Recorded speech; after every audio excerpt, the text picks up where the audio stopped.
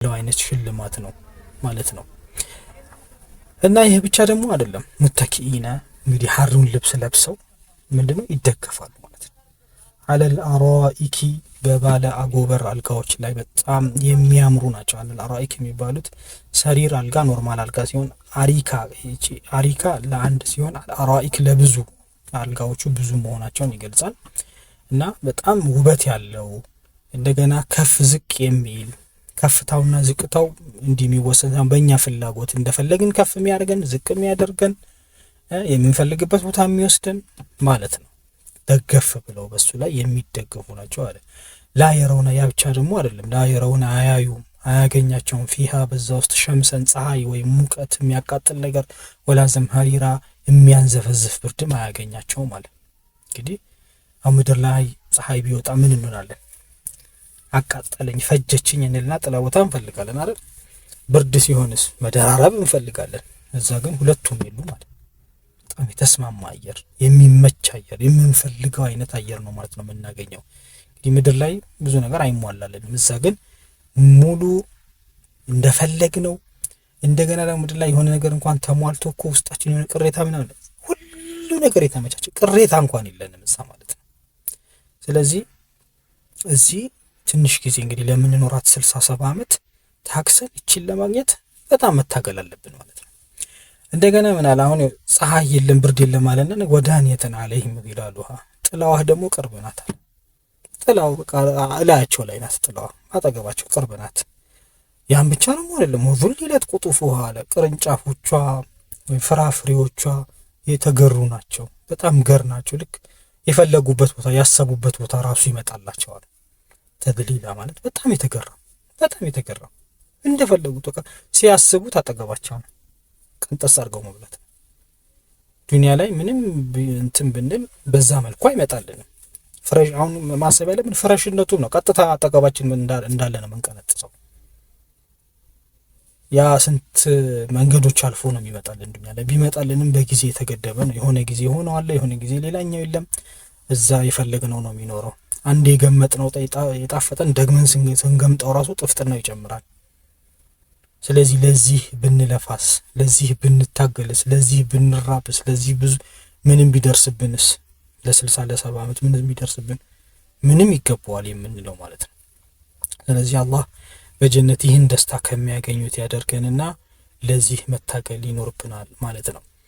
ወይጧፉ ዐለይሂም አለ። ይሄ ብቻ ደግሞ አይደለም። እንደዚህም ነው አጠገባቸውም እየመጣላቸው ምንም እያለ የሚጠጣ ነገር ደግሞ የሚያዞሩላቸው በእነሱ የሚዞር ወይጧፉ ዐለይሂም በእነሱ ላይ ይዞራል። ቢአንየቲን በእቃዎች ሚን ፊዶቲን ከብር የተሰሩ እቃዎች ወአክዋቢን መጠጫዎች ኩባያዎች ወይ መከዳ ሚሉት ካነት ቀዋሪራ ምንድናት? እሷ ደግሞ ብርጭቆ የሆነች በተለይ እዚህ ጋር ብርጭቆ ሲለን ትራንስፓረንሲውን ነው መግለጽ የፈለገው። በጣም ንጽህናውን የምናየው ምንም ነገር ያልገባበት የሆነ በጣም ትራንስፓረንት የሆነ ማለት ነው ከብር የተሰራ ያው። ስለዚህ የአላህ ሽልማት እንዲህ ተራ ጊዜያዊ ርካሽ ነገር አይደለም የሚሸልመን አላህ። አላህን ለማስደሰት የምንከፍለው እያንዳንዷ መስዋዕትነት እንደ ትንሽ አንቁጠረው።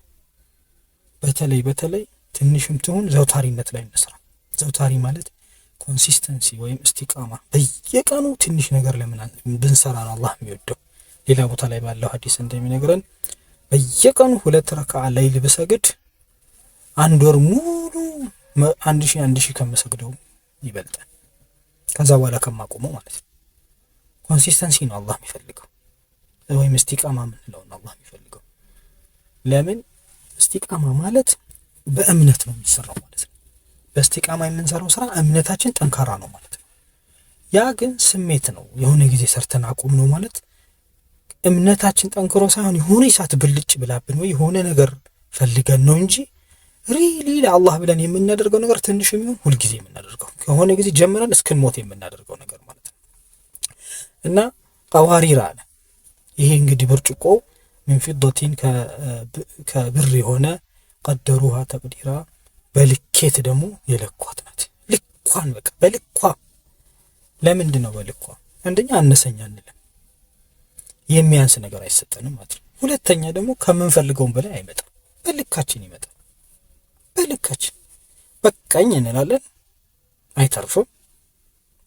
አነሰኝም አንልም። በልካችን ሌላ ጊዜ በፈልግነው ሰዓት ይመጣል። እሱም ብቻ ደግሞ ወረፋም አንጠብቅም።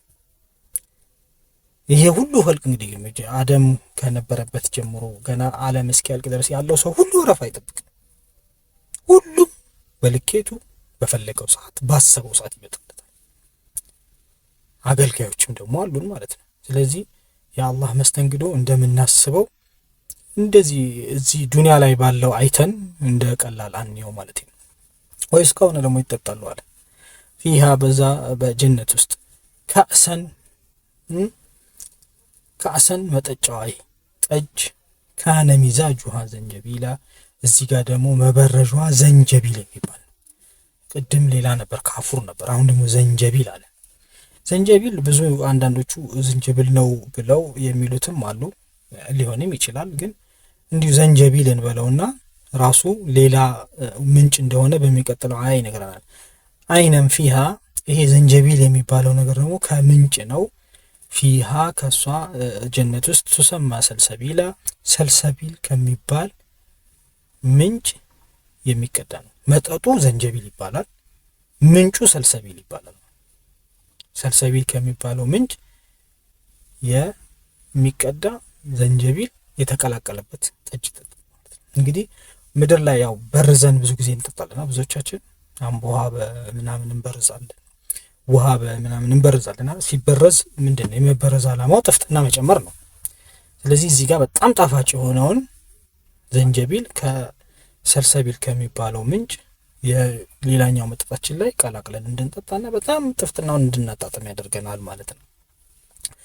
እንደገና ወየጡፉ ዐለይሂም በእነሱ ላይ ይዞራሉ ዊልዳኑ ሙኸለዱን ዘውታር የሆኑ ሁል ጊዜ ያሉ በዛው በልጅነታቸው የሚዘወትሩ ትንንሽ ልጆች ይዞራሉ። ኢዛ ረአይተሁም እነዚህ ልጆች በምታያቸው ጊዜ ሐሲብተሁም ታስባቸዋለህ ሉሉአን መንሱራ የተበተነ ሉሉ የተበተነ ሉል። ለምንድን ነው?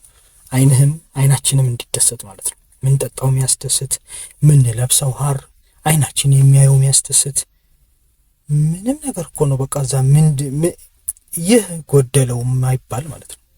የምናያቸው እንኳን አስተናጋጆች ሉል የሚመስሉ ልጆች ደግሞ በጣም ለመላክ የማይከብዱ የበለጠ እንግዲህ እዚህ በዱንያ ላይም ልጅ ስናይ እንዴት ነው በጣም አይደል እንትን ይላል። ልጆች ሆነው እንደ ሉል የተበተኑ መስሉ ሮጥ የሚሉ በቃ አስደሳች መሆኑን ለመግለጽ ነው። በጣም አስደሳች መሆኑን ለመግለጽ ነው። እና እዚህ ዱንያ ላይ እንግዲህ ሁላችንም ወይ አንድ ቦታ የሚያገለግለን ካለ እኛ ደግሞ ሌላ ቦታ አገልጋይ ነን። አኺራ ላይስ ሁሉም ሰው አገልጋይ ያለው አላህ ጀነት ያስገባንና የምናገለግለው ሰው ደግሞ የለም። እናስበው እንግዲህ ዱንያ ላይ የምናገለግለው ሰው እኛ እንኳን በሆነ ደረጃ የሆነ ሰውን እናገለግላለን፣ ይለያይ እንጂ ደረጃው። ወይ ደግሞ የሆነ ሰውን የሆነ ነገር እንፈልግበታለን። እዛ እኛ አገልጋዮች ይመደብናል እንጂ ምንም የምንፈልገው ወይም ለሆነ ሰው የምናደርገው ነገር የለም ማለት ነው። ወኢዛ ረአይተ ሰመ ረአይተ ነዒመ ወሙልከን ከቢራ አገላለጽ ማሻአላህ ነው። በተመለከትክ ጊዜ ወደዛ አካባቢ ነዒመን ጸጋ ብቻ ነው የምትመለከተው፣ ጸጋ ብቻ ነው የምትመለከተው። እንግዲህ ወሙልከን ከቢራ በጣም ትልቅ ንግስና ነው የምትመለከተው። ምን ማለት ነው? አይናችን የሚያየው ነገር በሙሉ ጸጋ ነው ማለት ነው።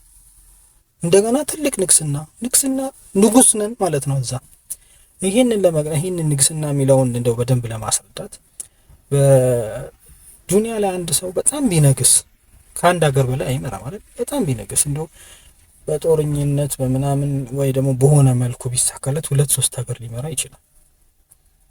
ዓለምን ሙሉ እንኳን መምራት አይችልም። ጀነት ላይ ግን መጨረሻ ጀነት የሚገባው መጨረሻ ከጀሃነም ወጥቶ መጨረሻ ጀነት የሚገባው በሐዲስ ላይ እንደተገለጸው ማለት ነው የዱንያን 10 እጥፍ ነው የሚሰጠው። መጨረሻ ትንሹ ማለት ነው ትንሹ ጀነት የሚገባው ትንሹ ሽልማት የዱንያን 10 እጥፍ ሙልከን ከቢራ ማለት ይሄ አይደል? እንግዲህ ሌላውን ደግሞ እናስበው፣ ከዛ በላይ ያለው ወደ ላይ ከፍ ባለ ቁጥር የሚሆነውን እናስበው ማለት ነው። ይሄ የሚያሳየን ሁላችንም ንጉሶች እንደምንሆን አላህ ጀነት ያስገባልና የምናየው ነገር በሙሉ በጸጋ የተሞላ። ለዚህ እኮ ንጉስ እንኳን ሆኖ ሁሉ ነገሩ ጸጋ አይሆንም። እዚህ ውድድር እኛ ስናነጻጽረው ነው ከኛ ጋር ሲነጻጸር አንድ ንጉስ ቦታ ላይ ያለ ሰው ከኛ የተሻለ ነገር ስለሚኖር ከፍ እናደርገዋለን እንጂ ያ ማለት ሁሉ ነገሩ ጸጋ ነው ማለት ግን አይደለም። አስቸጋሪ ሁኔታዎች ያጋጥሙታል። የጎረቤት ጦርነት አለበት፣ የስልጣን ሽኩቻ አለበት። መግለጽ የማንችላቸው ብዙ ነገሮች ነው። የቤተሰብ ጉዳይ ያስጨንቀዋል። ምንም ምድር ላይ መች እንቅልፉን ይተኛል? ከእንቅልፉ እኛ ምንም ስልጣን የሌለን ሰዎች እኮ በደንብ እንተኛለን። እዛስ የዱንያን 10 ትንሹ የዱንያን 10 እያስተናገደ እንደፈለገ ምንም ያሳስበው ነገር የለም። የት ይሄድብኛል ብሎ የሚያስጨንቀው ነገር የለም። ስለዚህ እንግዲህ ሁላችንም ይህ በጣም የሚያጓጓ ነገር ነውና ለዚህ መልፋት ይገባናል ማለት ነው። አልየሁም ፊያቡ ሱንዱስ አልጨረሰም። እንግዲህ አላህ አሁንም ልክ ንጉስ እንዴት ነው ልብስ የሚለብሰው አልባሾች እንዳሉት ማለት ነው። ከበላያቸው እንደሚል አልየሁ ማለት ከበላያቸው ላይ ፊያቡን ልብስ ያጠልቃሉ። ሱንዱሲን ቀጭን የሆነ ሐር፣ ሑድሩን አረንጓዴ የሆነ ወኢስተብረቁን ወፍራም ደግሞ ሐር፣ ወሁሉ ይጠለቅላቸዋል አሳዊረ አምባር ሚን ፊዶቲን ከብር የሆኑ ወሰቃሁም ያጠጣቸዋል ረቡሁም ጌታቸው ሸራበን ጠሁራ የጠራ የሚያጠራ ራሱ የጠራ የሚያጠራ ያጠጣቸዋል። እንግዲህ አላህ ያጠጣቸዋል ማለት ምን ማለት ነው? በአላህ መጠጣት አላህ የሚያጠጣው መባል እስካሁን ከተወሩት በሙሉ አላህ ያጠጣቸዋል ደግሞ የበለጠ የሽልማቱ ቁንጮ ነው። እንግዲህ አላህ እንግዶች ይሆናሉ ማለት ነው። አላህ እንግዶች አላህ ያድርገን። ስለዚህ ለዚህ ምንስ ብንለፋ ምንስ ብንሆን እንደፈለገስ ቢሆን ምን ችግር አለው? ቀጠለና ኢነ ሃዛ ይህ ይባላሉ ደግሞ ኢነ የምትለው ማጠንከሪያ ነች። ነገሩን ክብደት ትሰጣለች ወይ አንክሮ የምትሰጠች ነገሮቹ ይህ በእርግጥም ይህ የሆነው ካነ ለኩም ጀዛአን ለናንተ ደሞዝ ምንዳ ወካነ ሰዓይኩም መሽኩራ በዱንያ ላይ የነበረው ልፋታችሁ የተመሰገነ ሆነ። የተመሰገነ ስለሆነ ነው ይሄ የተደረገላችሁ። ስራችሁ እውቅና ተሰጥቶት ነው የሰራችሁት። ልፋታችሁ እውቅና ተሰጥቶት ነው ለሱ ደሞዝ ለሱ ምንዳን የተከፈላችኋል። ስራ እውቅና መሰጠትን የሚያክል ነገር የለም። በእርግጥ ስራችን ትንሽ መሆኑ ማለት ነው። ቅድም እንዳልነው የሚሸለመው ሽልማት ከስራው አንፃር በጣም ትልቅ ስለሆነ ስራው ሽልማቱ የሚገባው ሆኖ አይደለም። ግን ያቺ ትንሿ ስራችን እውቅና ሲሰጣት በጣም ያስደስታል። አላህ ያው በሌላም ቦታ በተነገረን መሰረት ማንም ሰው በስራው ጀነት አይገባም፣ በአላህ እዝነት ነው። እንደዛም ከመሆኑ ጋር አላህ በስራችሁ ብሎ ነው የሚነግር። የበለጠ ደግሞ ነገሩን እንድናጣጥመው ደስ እንዲለን ምን ይለናል? በስራችን ሳያስገባ ነው ራሱ ልፋታችሁ እውቅና ተሰጥቶታል። በእርግጥ ያንን ለማግኘት ልፋት አስፈላጊ ስለሆነ የአላህን እዝነት ለማግኘት ልፋት አስፈላጊ ነው። ያለፋ ሰው ያንን እዝነት አያገኝምና ማለት ነው። ስለዚህ ያ ግን እውቅና ተሰጥቶታል መባል በጣም ደስ ይላል። ስለዚህ ምድር ላይ ሰው ባያመሰግነን ለስራችን ለልፋታችን እውቅና ባይሰጠን ታማኞች ሆነን በዛ በታማኝነታችን መካከል በደል ቢደርስብን ወይም በታማኝነታችን ምክንያት የሆኑ ሰዎች ቢሸውዱን ምን ያመልጠናል? በምድር ላይ ከምናገኘው ነገር አንፃር ይሸውደን ያታለለን ይምሰለው። እንታለል እንሸወድ እያልኩ አይደለም፣ እንጠንቀቅ። ግን በቃ ቢሆን ብዙም አልተጎዳንም። አኺራችንን ሲበላሽ ነው በጣም ሊሰማን የሚገባው ለማለት ነው። እንድንሸወድ ፋራ እንድንሆን አይደለም እያመጣሁት ያለው ይሄን እያነሳሁት ያለሁት። ነገር ግን አንዳንድ ጊዜ መልካም በሆን ቁጥር የሆነ ሰው የሸወደን አርጎ ሊያስብ ይችላል። እንደሸወደ ሰው አክት ሊያደርግ ይችላል። ታውት ዋናው ነገር እኛ አንሸወድ፣ መልካም ግን እንሆን። ሁለቱ ይለያያሉ። አንሸወድ፣ መልካም ግን እንሆን። መልካም ስንሆን ደግሞ እሱ እንደሽወዳ ከቆጠረው ከምንም አትቆጠሩት። ከአላህ አገኘዋለሁ ብላችሁ ብቻ ማለፍ ነው። ከሁላችንም ከአላህ እናገኘዋለን ብለን ማለፍ፣ እኔንም አካትቼ ማለት ነው። ስለዚህ የአላህ ሽልማት የረዘመ ሊመስለን ይችላል፣ ገና ያልመጣ ሊመስለን። ምንም ይሁን እንታከል፣ ሽልማቱ ምንም ቢጠበቅ የሚገባው ነው። የትኛውን የፈለገው ያህል ጊዜ ብንጠብቀው ይገባዋል። እና አላህ ይህን ሽልማት ከሚያገኙት ያድርገን ማለት ነው። ኢነ ሃዛ ካነ ለኩም ጀዛአን ወካነ ሰዓይኩም መሽኩራ አለ። ከዛ ምን አለ? እኛ ነህኑ አሁንም እኛ ነዘልና አወረድን ውስጥ ራሱ እኛ አለ 3 ጊዜ አለይከል ቁርአንን ባንተ ላይ ተንዚላ የከፋፈልን ሆነን አወረድ ነው። እንዴት ነው 3 ጊዜ? ነገር በጣም አንክሮ መስጠት ነው። ለምሳሌ እኛም አንዳንድ ጊዜ ከሰዎች ጋር ስናወራ ምን እንላለን? እኔ ነኝ ያደረኩልህ፣ እኔው ራሴ እኔው ነኝ እንላለና ስንት ጊዜ እኔ ያልኩኝ? እኔ ነኝ ያደረኩልህ፣ እኔው ራሴው እኔ ራሴ የሚለውንም እኔን ይገልጻል። 4 ጊዜ ነው ብያለሁ። ምንድነው እንደዚህ ስናወራ ምንድነው የምንገልጸው? ነገሩን በደንብ አጽንኦት እንዲሰጠው ያ ሰው በደንብ እንዲስ አሁን እኛም እዚህ ጋር ቁርአንን አላህ በደንብ ከአላህ ነው የወረደው። ኢና እኛ ነህኑ እኛ ነዘልና እኛ ወረድን አለይከል ቁርአነ ተንዚላ ይከፋፈልን። ስለዚህ አላህ ይሄን የሚነግረን ምንድነው? ከሌላ ቦታ አንደኛ ለይሄ ላልተቀበሉት ሰዎች ከአላህ ለመሆኑን አጽንኦት ሰጣቸው። ከአላህና ከአላህ ብቻ ነው እኔ ነኝ አለ። ለተቀበልነውም ሰዎች ደግሞ ትኩረት እንድንሰጠው ቁርአኑን አሁን ብዙዎቻችን ለምሳሌ ትኩረት አልሰጠንም። ቁርአኑን ብዙ አንከታተልም። ከሱ ይልቅ ብዙ ነገሮች እናነባለናል። ቁርአንን የምናነበው መጨረሻ ላይ ነው፣ ወይ ደግሞ መጨረሻም ባይሆን ብዙ ጊዜ በጣም የሚገባውን ትኩረት አልሰጠንም። ስለዚህ ያንን ትኩረት እንድንሰጠው ለኛም ለሁላችንም ይሄ የሚሰማው ሰው ሁሉ ትኩረት እንዲሰጠው ነው ማለት ነው። ተራ መጽሐፍ አይደለም ማለት ለመግለጽ ነው። እንደ ሌሎች መጽሐፎች እንዳታዩት።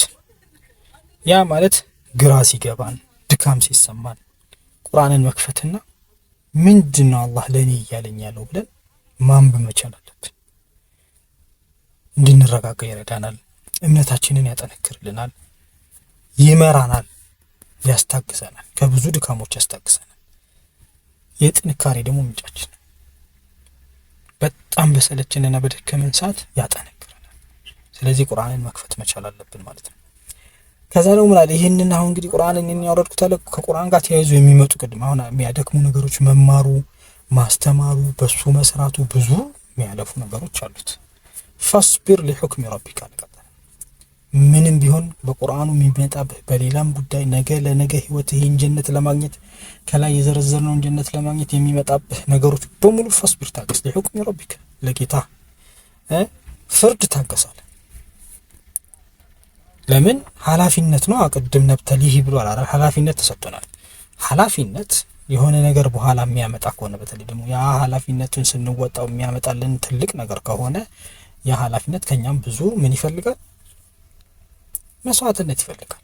ስለዚህ ያንን በትዕግስት በመታገስ የአላህን ፍርድ ታገሱ። ትዕግስትን አጠንክሯል። በትዕግስት ነው ማሸነፍ ያለብን ማለት ነው። በትዕግስት ማንንም ሌሎች ሰዎች ከኛ ተቃራኒ ያሉ ሰዎችን በትዕግስት ማሸነፍ ይገባል።